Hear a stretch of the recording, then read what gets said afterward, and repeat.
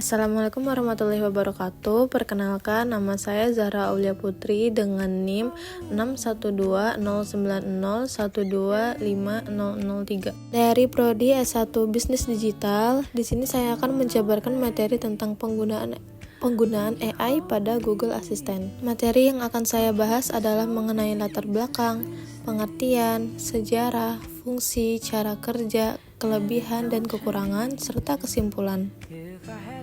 Perkembangan teknologi informasi dan komunikasi saat ini mengalami kemajuan yang sangat pesat, khususnya dalam bidang kecerdasan buatan atau artificial intelligence.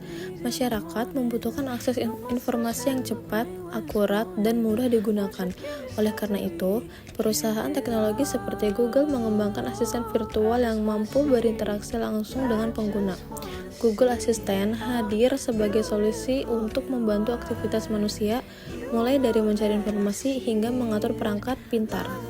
Pengertian dari Google Assistant sendiri adalah asisten virtual berbasis kecerdasan buatan yang dikembangkan oleh Google. Aplikasi ini dapat menerima perintah dalam bentuk suara maupun teks, kemudian memproses perintah tersebut untuk memberikan jawaban atau melakukan tindakan tertentu. Google Assistant dirancang agar dapat berkomunikasi secara alami layaknya manusia, sehingga mudah digunakan oleh berbagai kalangan. Google Assistant pertama kali diperkenalkan oleh Google pada tahun 2016. Pada awalnya, Google Assistant hanya tersedia pada perangkat smartphone Android tertentu.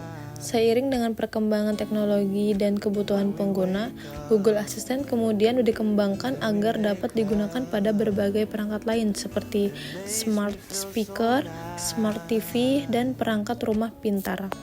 Tujuan utama pengembangan Google Assistant adalah untuk mempermudah aktivitas pengguna dalam kehidupan sehari-hari.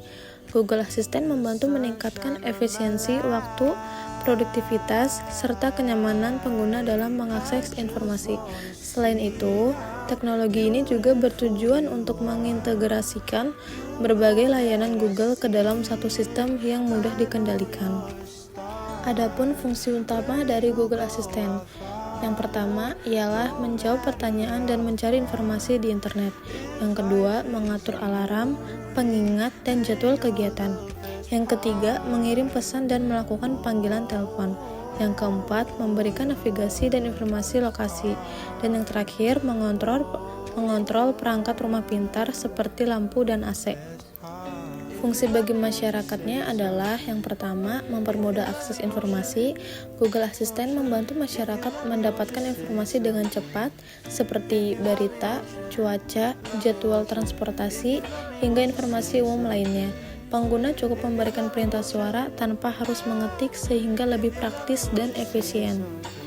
Yang kedua, meningkatkan produktivitas.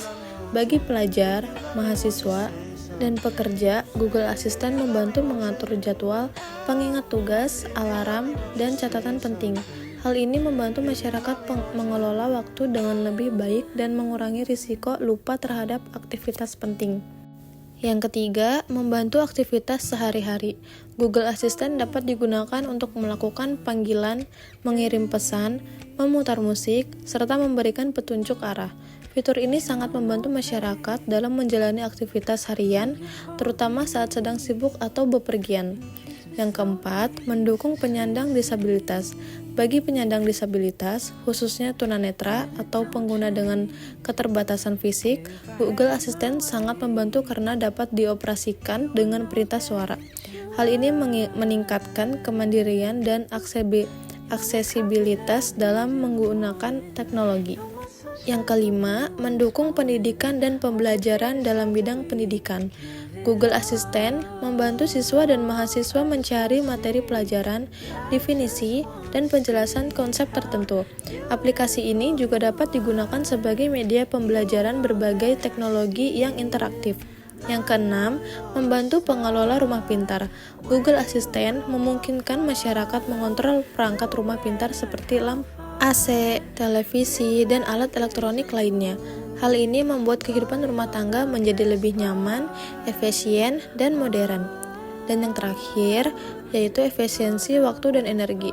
Dengan berbagai fitur otomatis, Google Assistant membantu menghemat waktu dan tenaga masyarakat. Aktivitas yang biasanya membutuhkan beberapa langkah dapat dilakukan hanya dengan satu perintah suara.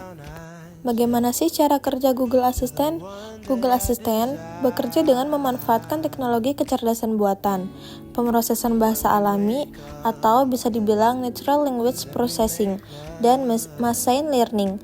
Ketika pengguna memberikan perintah suara atau teks, sistem akan menganalisis perintah tersebut, memahami maksud pengguna, lalu memberikan respon yang sesuai. Proses ini memerlukan koneksi internet untuk mengakses data dan layanan Google.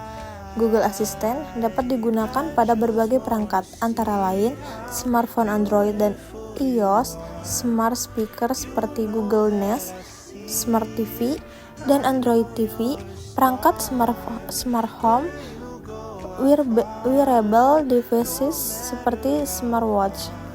Adapun kelebihan dan kekurangan Google Assistant. Kelebihan Google Assistant antara lain yaitu mudah digunakan oleh berbagai usia, respon cepat dan cukup akurat, terintegrasi dengan berbagai layanan Google, mendukung banyak bahasa, membantu meningkatkan produktivitas dan efisiensi waktu. Meskipun memiliki banyak kelebihan, Google Assistant juga memiliki beberapa kekurangan, yaitu membutuhkan koneksi internet yang stabil, berpotensi menimbulkan masalah privasi data, tidak dapat memahami perintah dengan tepat, ketergantungan pengguna terhadap teknologi.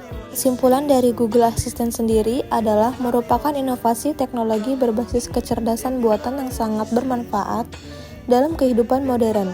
Dengan berbagai fitur dan kemudahan yang ditawarkan, Google Assistant mampu membantu pengguna dalam menyelesaikan aktivitas sehari-hari secara efektif. Namun, pengguna tetap perlu menggunakan teknologi ini secara bijak agar manfaatnya dapat dirasakan secara optimal. Berikut adalah sumber atau referensi dari materi yang tadi saya jabarkan. Sekian penjabaran materi dari saya, maaf jika ada kesalahan kata maupun kekurangan yang lain. Saya akhiri, wassalamualaikum warahmatullahi wabarakatuh.